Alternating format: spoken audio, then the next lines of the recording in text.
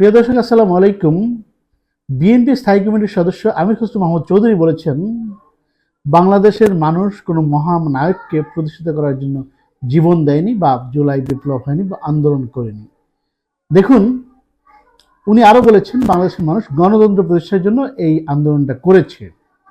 আমি টোটালি তার সাথে ভিন্ন মত পোষণ করতেছি, দ্বিমত পোষণ করতেছি, এবং তার এই কথাকে আমি মোটেই মেনে নিতে পারছি না, কোনোভাবে গ্রাহ্য করতে পারতেছি না। 1971 সালে আমাদের স্বাধীন হয়েছে, কিন্তু আমরা মুক্তি পাইনি। অর্থনৈতিক মুক্তি পাইনি, সামাজিক মুক্তি পাইনি, বৈষম্য থেকে মুক্তি পাইনি। মুক্তিযুদ্ধের মাধ্যমে যে দেশটা স্বাধীন হলো, সেই দেশটায় মানুষের মুক্তি আসেনি। এই যে জুলাই বিপ্লবটা হয়েছে, এই আন্দোলনটা হয়েছে মানুষের মুক্তির জন্য। 15 বছর ধরে, 16 বছর ধরে যে ফ্যাসিবাদ মানুষের উপর চেপে বসেছিল, সেটাকে তাড়িয়ে দেওয়ার জন্যই এই আন্দোলনটা হয়েছে।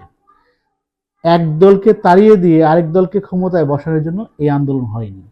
দেখুন, পৃথিবীর ইতিহাসে একটা বিরল একটি বিপ্লব হয়েছে। এরকম ঘটনা পৃথিবীর ইতিহাসে কোথাও নাই যে একদল তরুণ শিক্ষার্থী তারা আহ্বান করলো, তাদের ডাকে ঝাঁকে ঝাঁকে হাজার হাজার মানুষ রাস্তায় নেমে আসলো, হ্যামিলনের বাঁশিয়ালার মতো।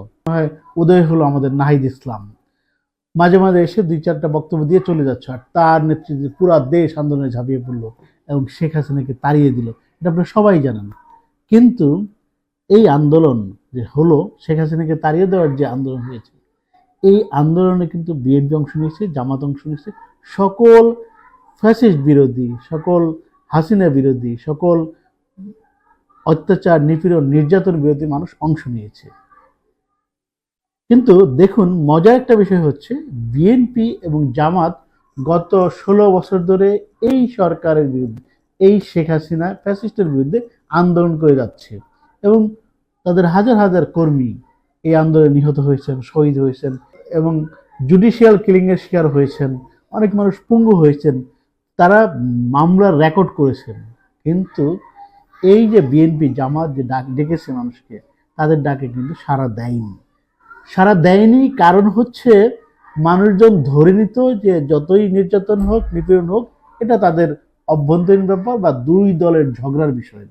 কারণ মানুষ ধরে নিয়েছিল, মানুষ বুঝে গিয়েছিল, এবং মানুষ নিশ্চিত ছিল যে আওয়ামী লীগ চলে যাওয়ার পরে বিএনপি যদি আসে, জামাত যদি আসে, সেই যে পুরনো বন্দোবস্ত, সেই যে অন্যায়, অত্যাচার, অবিচার, জুলুম, শোষণ, শাসন, নিপীড়ন, সেই যে শাসন ব্যবস্থা আবার তৈরি হবে। সুতরাং মানুষ এতে অংশ নেয়নি, মানুষ এতে সাড়া দেয়নি। হ্যাঁ, তাদের দলীয় কর্মীরা, তাদের সমর্থকরা, তাদের নেতারা অংশ নিয়েছে, কিন্তু সাধারণ মানুষ দলে দলে হাজার হাজার লাখো লাখো মানুষ রাস্তায় নেমে আসেনি। কিন্তু যখন দেখলো এই তরুণরা, যারা রাস্তায় নেমেছে, যারা হাসিনাকে সরিয়ে দিতে চায়, বৈষম্য বিরোধ করার জন্য, বৈষম্য বিদায় দেওয়ার জন্য, নতুন একটি বাংলাদেশ গঠনের যখন আহ্বান দিল, তখন সব মানুষ রাস্তায় নেমেছে। এবং এই তরুণরা কিন্তু ডক্টর ইউনূসকে এই আন্দোলনের ফলে, আন্দোলনের জয়ের পরে ক্ষমতায় বসিয়েছে। এখানে কিন্তু বিএনপি ডক্টর ইউনূসকে ক্ষমতায় বসায়নি, এই দেশের মানুষ, জনগণ তাদেরকে ক্ষমতায়িত করেছে। জনগণ তাকে এই অন্তর্বর্তী সরকারের দায়িত্ব দিয়েছে। আসলে আমাদের দেশের সকল রাজনৈতিক দলগুলি যখন ব্যর্থ হয়েছে, ব্যর্থতার ফল হিসেবে এই জুলাই অভ্যুত্থানটা হয়েছে। দেখুন, এই জুলাই অভ্যুত্থানে আমরা অনেক গল্প বলি, অনেক অহংকার করি, এইটা কিন্তু অহংকারের বিপ্লব নয়। কারণ এখানে আমাদের নিষ্পাপ, নিষ্কলুষ ছোট ছোট শিশুরা জীবন দিয়েছে। এই আন্দোলনে 171 জন শিশু জীবন দিয়েছে।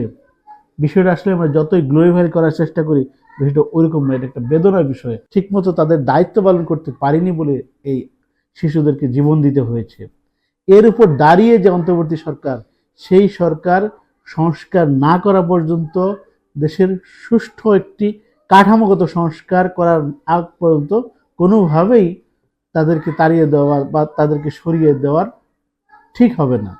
আল জাজিরার সাথে সাক্ষাৎকারে ডক্টর ইউনূস বলেছেন, বাংলাদেশের পরিস্থিতি দেখে এখনো মানুষ মনে করে অন্তর্বর্তী সরকার এখনো তাদের জন্য ভালো সমাধান।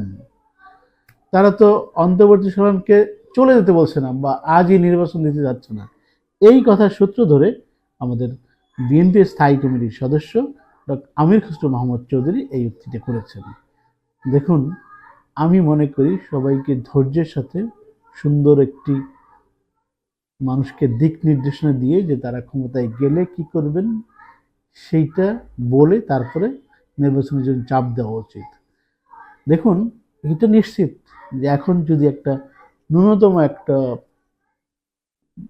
নিরপেক্ষ নির্বাচন হয় তাতেও কিন্তু বিএনপি ক্ষমতায় যাবে। বিএনপির ক্ষমতায় যাওয়া খুব বেশি দূরে নয়, কিন্তু তাই বলে দেশের সংস্কারকে বাদ দিয়ে আর কোনো স্বৈর শাসক যদি তৈরি না হয় সেই বিষয়গুলো বাদ দিয়ে নির্বাচন দেওয়া কিন্তু মোটেই উচিত হবে না। তাহলে আমরা যে এই জুলাই অভ্যুত্থানে আমাদের যে শিশুরা, আমাদের তরুণরা, আমাদের মানুষজন যে 1,1500 উপরে মানুষ যে জীবন দিয়েছে সেই রক্তের সাথে বেইমানি করা হবে। সুতরাং সুতরাং সবাই আসলেই আমরা অন্তত ডক্টর ইউনূস সাহেবকে কিছু সময় দিতে চাই সংস্কারগুলি সাধন করার জন্য, এবং সেই সাথে তাদের দলগুলি, রাজনৈতিক দলগুলি তাদের সংস্কারগুলি সেরে ফেলবেন এই সুযোগে। ধন্যবাদ সবাইকে।